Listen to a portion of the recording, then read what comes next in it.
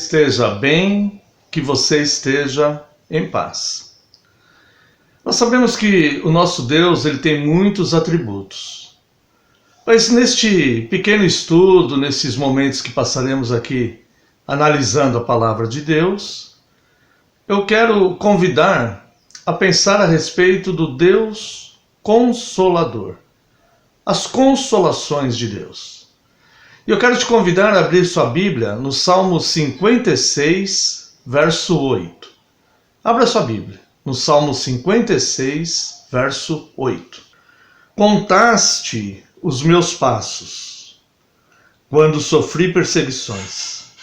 Recolheste as minhas lágrimas no teu odre. Não estão elas inscritas no teu livro? Bom, é sobre o Deus Consolador que eu quero pensar nesses momentos aqui de estudo. Tempos de tristezas e de angústias, eles podem ser um grande desafio à fé. Mas eles podem ser também um trampolim, uma oportunidade maravilhosa para nós aperfeiçoarmos a nossa fé e conhecermos mais a respeito do nosso Deus. Desde a minha conversão, eu sempre tive comigo que se a vida do cristão fosse uma vida de só alegria, só prazeres, se fosse um mar de rosas, o cristão não conheceria a Deus. Ele não saberia das preocupações de Deus, do cuidado de Deus, para com o seu povo, do amor de Deus, das misericórdias de Deus. E ele também não conheceria o poder de Deus em livrar, em amparar, em proteger o seu povo. As consolações de Deus não seriam conhecidas. E este cristão, ele não teria uma fé forte, fundamentada no consolo, no amor e no poder de Deus. Então eu quero neste momento analisar com você, através da Bíblia, algumas passagens que nos mostram este cuidado e este amor de Deus para conosco, em momentos de tristeza, em momentos de angústia, momentos de aflições, pelas quais passamos, até momentos de desesperança muitas vezes. Convido você a abrir sua Bíblia no Evangelho de João, capítulo 16. João, capítulo 16. Vamos lá, leremos a partir do verso 20. João 16, verso 20. Diz assim o Senhor Jesus: em verdade, eu vos digo, que chorareis e vos lamentareis, e o mundo se alegrará. Vós ficareis tristes, mas a vossa tristeza se converterá em alegria. A mulher, quando está para dar à luz, tem tristeza, porque a sua hora é chegada. Mas depois de nascido o menino, já não se lembra da aflição, pelo prazer que tem de ter nascido ao mundo um homem. Assim também agora vós tendes tristeza, mas outra vez vos verei. O vosso coração se alegrará, e a vossa alegria ninguém poderá tirar. Então o nosso Deus é aquele Deus que transforma a maldição em bênção. O mesmo Deus que transforma água em vinho. A água muitas vezes representa a vida e o vinho muitas vezes representa a alegria. É o Deus que tem o poder eficaz de subordinar a Ele todas as coisas. E Ele pode transformar a nossa vida em alegria, a nossa tristeza em alegria. Uma alegria que ninguém poderá tirar, como o Senhor Jesus se referiu aqui. Então, permaneça nele. Em momentos de tristeza, em momentos de angústia, a primeira providência que devemos ter é permanecer nele, permanecer em Deus, porque a tristeza vai ter fim. É a promessa dele. A tristeza vai ter fim e ele restaurará a alegria em seu nome. esse seu nome é sobre a identidade de Cristo, a pessoa de Cristo. Então permaneça nele. No momento de angústia, de tristeza, a primeira providência é permanecer em Cristo. Quando nós jogamos uma pedra num lago, aquela pedra ela cai, ela bate na água e ela vai ficar naquela posição, ela vai afundar ali e vai ficar ali. No entanto, vão se formar ondas, e essas ondas vão se abrindo, e elas vão se espalhando, até que o momento que ela já se mistura com toda o restante da água que está lá, e você não sabe mais onde estão aquelas ondas. É muito comum pessoas, em momentos de angústia, de aflição, não ficar na pedra, mas ficar na onda. Se ela ficar nas ondas, ela pode se perder, ninguém sabe aonde ela vai parar. No momento de tristeza, no momento de angústia, nós devemos buscar a rocha, voltar à pedra, fixar-nos na rocha, que é Cristo. Nós sabemos onde ela está. Nós a encontramos pelas Escrituras e através da oração. Então permaneça nele, porque a promessa é que ele vai transformar a tristeza numa grande alegria que ninguém vai poder tirar.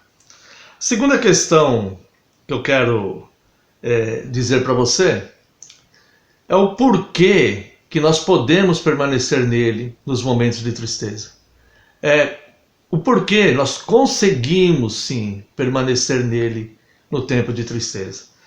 E eu quero que você abra sua Bíblia, se você puder, se você tiver uma Bíblia à disposição aí, no Salmo 91. Eu quero te mostrar o verso 15. Salmo 91 é lindo, né? Maravilhoso. E eu quero te mostrar o verso 15. Salmo 91, 15 diz assim: Ele me invocará e eu lhe responderei. Na sua angústia estarei com ele. Livrá-lo-ei e o glorificarei.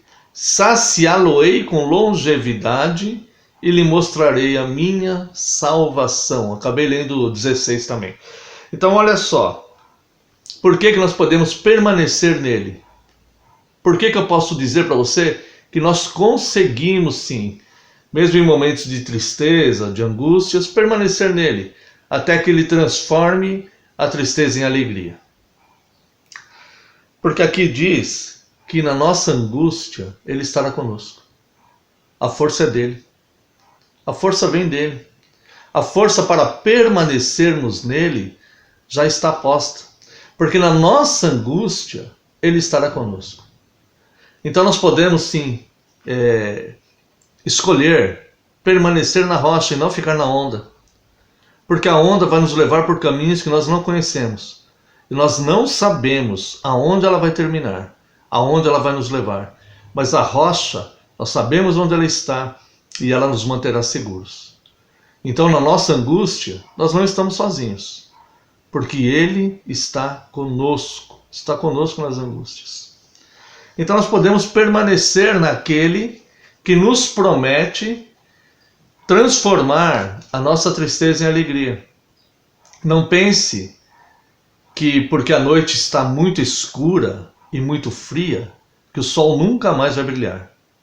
O sol voltará a brilhar. Mesmo se o inverno for rigoroso, mesmo se os dias forem nublados, um dia o sol voltará a brilhar. Então não desista e não se desespere no momento de tristeza. Permaneça naquele que pode transformar a tristeza em grande alegria, uma alegria que ninguém poderá tirar.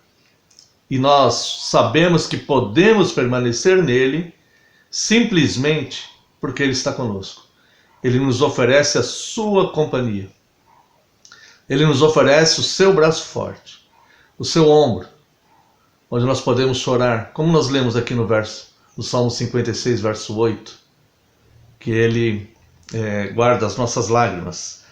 Então olha só, nós podemos estar nele, porque nós sabemos que ele está conosco. Nós sabemos onde está a rocha, e nós não precisamos ficar na onda, que nos levará por caminhos obscuros, que nós não saberemos aonde vai terminar. se mantenha nele, permaneça nele e espere o tempo de tristeza passar, porque a alegria, ela voltará. Nós percebemos que algumas pessoas parecem que esquecem que o mesmo Deus que traz alegria é o mesmo Deus que está conosco nos momentos de angústia, nos momentos de tristeza, como nós vimos aqui no Salmo 91, verso 15. Quando, na verdade, nós deveríamos ficar na pedra, alguns preferem ficar na onda.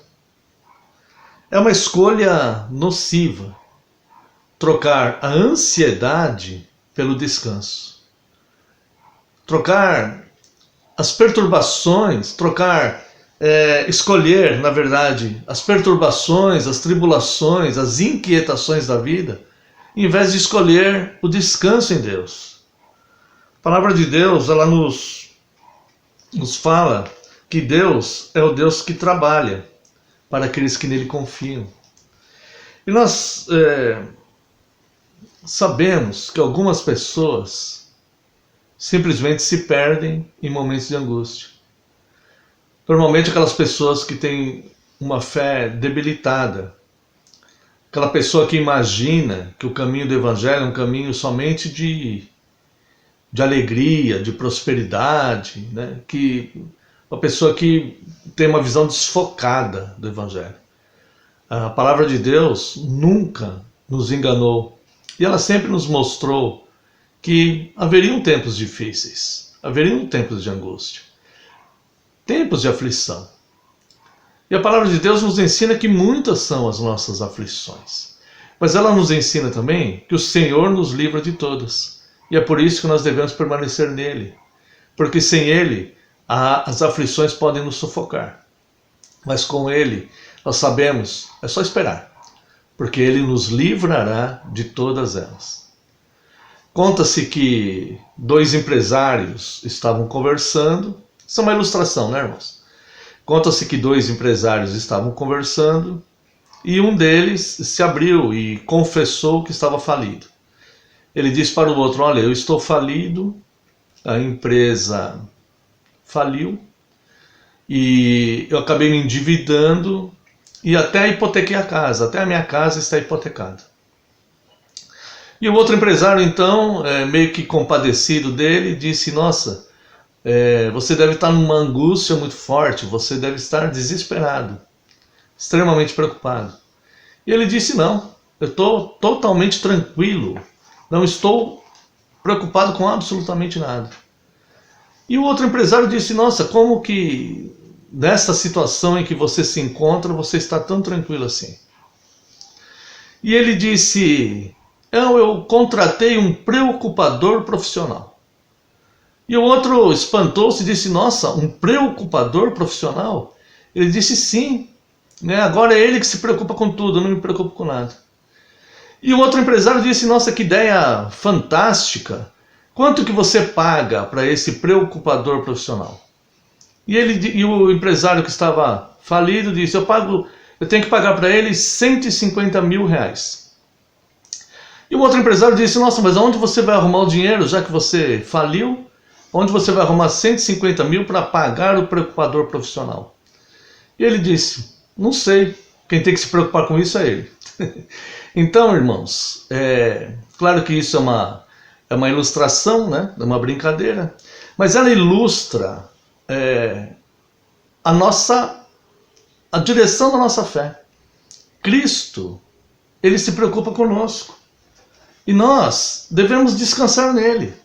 Porque aquele que se preocupa conosco e que fez as promessas de livramentos da nossa angústia, das nossas aflições, das nossas tribulações e ansiedades, ele providenciará os meios de a cumprir. Gostaria de convidar você a abrir agora a sua Bíblia na carta de Paulo aos Filipenses, capítulo 4. Filipenses, capítulo 4. Leremos a partir do verso 6. Filipenses 4, versos 6 e 7. Não andeis ansiosos de coisa alguma. Em tudo, porém, sejam conhecidas diante de Deus as vossas petições, pela oração, pela súplica, com ações de graça. E a paz de Deus, que excede todo entendimento, guardará o vosso coração e a vossa mente em Cristo Jesus. É quase que como se Jesus fosse o nosso preocupador profissional. Só que a gente não precisa pagar nada para ele. É pela graça. Ele faz isso por amor a nós. E aqui diz para nós não andarmos ansiosos de coisa alguma. Apenas colocarmos orações com ações de graça. Em tudo da graça. Você não precisa dar graça por tudo. Mas em tudo. Dai graças a Deus. Dai graças em tudo. Em todos os momentos. Dê graças a Deus. Dê graças pela sua vida. Dê graças por Ele ser o nosso Deus. Enfim. Por todas as bênçãos que Ele te dá. Porque a sua vida não é só de aflições ou só de angústias, não. Tem alegrias, tem bênçãos, tem paz, tem sustento, tem um teto, tem agasalho, tem comida e tantas outras coisas. E aquilo que te falta, Ele pode te dar. Então,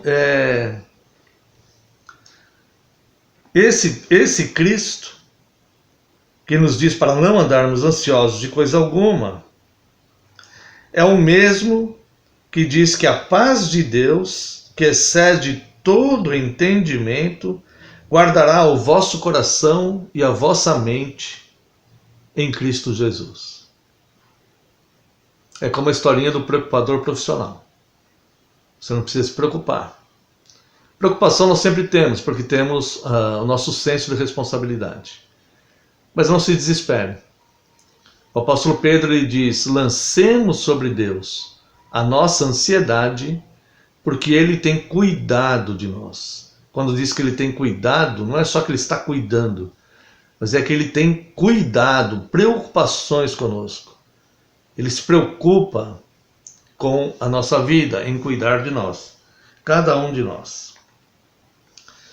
Bom, você tem que entender que você tem uma alma, mas você também tem uma mente que é racional, que raciocina e que você deve entender as coisas.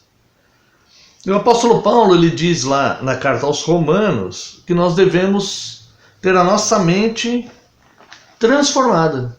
Vamos ver lá, é Romanos capítulo 12, verso 2. E não vos conformeis com este século, mas transformai-vos pela renovação da vossa mente, para que experimenteis qual seja a boa, agradável e perfeita vontade de Deus. Então, muito se fala da boa, perfeita e agradável vontade de Deus. Mas poucos entendem como é que nós experimentamos a boa, perfeita e agradável vontade de Deus. E o apóstolo Paulo nos diz aqui que é pela renovação da nossa mente.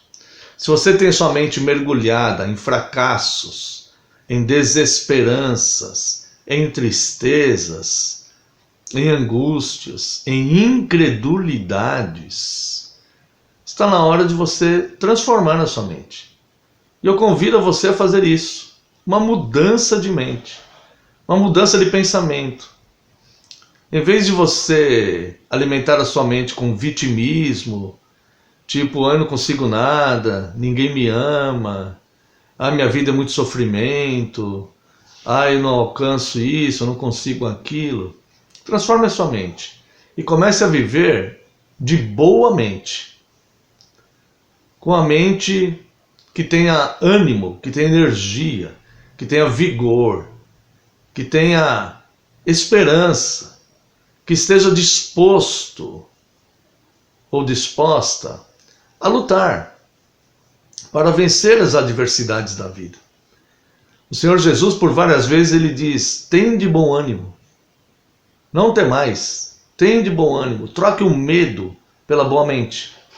Então transforme a sua mente, porque só assim você vai experimentar qual é a boa, perfeita e agradável vontade de Deus. Pela nossa mente racional, entendendo com a mente mesmo, com a racionalidade, que nós temos um Deus que se preocupa conosco, que diz: lance sobre mim a tua ansiedade, porque eu cuido de você. Eu vou guardar a tua mente e o teu coração. A paz que excede todo entendimento vai guardar a tua mente e o teu coração. Quando nós começamos a entender, então, que existe um Deus que nos garante que estará conosco na angústia. Existe um Deus poderoso, que é Criador dos céus e da terra, e que nos diz que nos livrará de toda a nossa aflição. O Deus Todo-Poderoso nos garante, nós temos que entender isso com a nossa mente, com o nosso raciocínio, com o nosso entendimento. A nossa mente tem que entender que o Deus Todo-Poderoso, ele diz: estarei com você na angústia, você me invocará e eu te responderei e te livrarei, pô-lo-ei a salvo, te mostrarei a minha salvação. Se você não entender isso com a sua mente, você não vai experimentar qual é a boa, perfeita e agradável vontade de Deus. Não adianta você ficar sentado numa poltrona aí na sua casa, se lamentando da sua vida, achando que vai cair do céu as bênçãos de Deus como se fosse uma mágica. Não, nós temos que seguir as Escrituras. E as Escrituras dizem que nós só conheceremos, não diz que só conheceremos, mas diz que para conhecermos a boa, perfeita e agradável vontade de Deus é necessária uma mudança de mente. E a partir do momento que você entende que existe um Deus que te ama e que cuida de você e que fala para você: lance sobre mim a sua ansiedade porque eu cuido, e que se propõe a fazer todas essas promessas, quando você começa a entender isso, você então pode falar para a tua alma. A tua mente pode ensinar a tua alma. O teu raciocínio, o teu intelecto, a tua compreensão, a tua capacidade de compreensão mental pode ensinar o teu intelecto que ele pode descansar em Deus. Olha só, Salmo 43, verso 5. Deixa eu achar lá. Salmo 43, verso 5.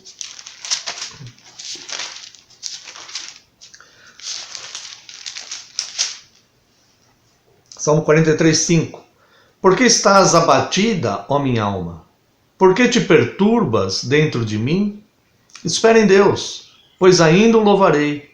A Ele, meu auxílio e Deus meu. Aqui é a mente falando com a alma.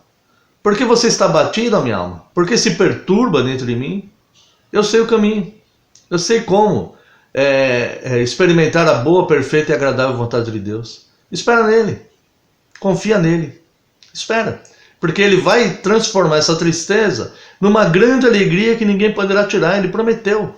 Ele vai fazer. Porque está abatida, minha alma.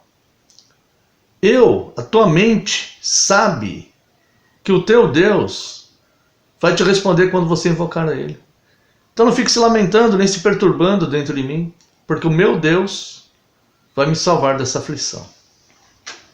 E para nós já irmos terminando, irmãos, eu quero dizer para você, se você puder abrir sua Bíblia no Salmo 64, Isaías 64, verso 4, eu quero dar uma informação para a tua mente passar para a tua alma, para que você possa experimentar qual seja a boa, perfeita e agradável vontade de Deus. Eu vou te dar essa informação para a sua mente.